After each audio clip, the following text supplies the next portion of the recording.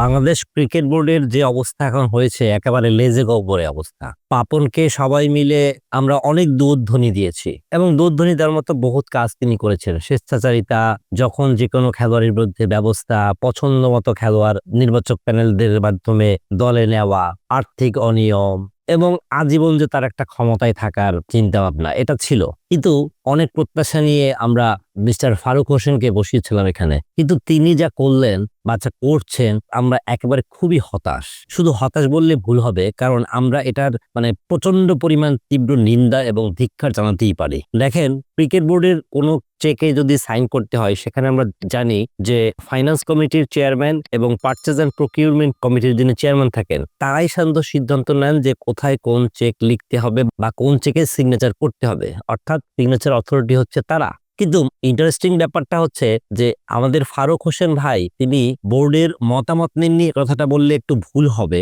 কিন্তু তিনি বলতে গেলে কারোর সাথে তেমন কোনো আলাপ আলোচনা না করে একক সিদ্ধান্তে তিনি প্রায় 238 কোটি টাকা বিসিবির যে অ্যাকাউন্ট, সেখান থেকে অন্যান্য কিছু বেসরকারি ব্যাংকে ট্রান্সফার করেছেন। তার এখানে যুক্তি হচ্ছে একটাই, যে ওইসব ব্যাংক অনেক বেশি মুনাফা দেয়। এখন তিনি বোর্ডের স্বার্থে এ ধরনের কাজ করতেই পারেন, ক্রিকেট বোর্ডকে রিচ করার জন্য বা ক্রিকেট বোর্ডের আর্থিক লাভের জন্য তিনি এ ধরনের সিদ্ধান্ত নিতেই পারেন। কিন্তু তার অর্থ কি এইটা যে তিনি কারো মতামত নেবেন না বা মতামত নেওয়ার প্রয়োজন মনে করবেন না? তাহলে এখন পার্থক্যটা কি হলো? ফারুক এবং পাপন এর মধ্যে পার্থক্যটা কি হলো? প্রথম শুনলাম আমরা 120 কোটি টাকার ট্রান্সফারের কথা, এখন আমরা শুনতে পাচ্ছি 238 কোটি টাকার কথা। পাশাপাশি নারায়ণগঞ্জে ফারুক হোসেনের নামে অনেকখানি জমি খুঁজে পাওয়া গেছে। এগুলো কিসের ইঙ্গিত বহন করতেছে? এভাবে কি চলবে আমাদের ক্রিকেট বোর্ড? আমাদের তো পতন হইতে হইতে এমন অবস্থা হচ্ছে যে আমরা শুধু নিচের দিকেই নামতেছি। এখন আমরা নাকি ভাবতেছে যে সংযুক্ত আরব আমিরাতের ক্রিকেট টিমকে এনে দেশে খেলা হবে। চট্টগ্রাম টেস্টের প্রথম দিনে দর্শক ছিল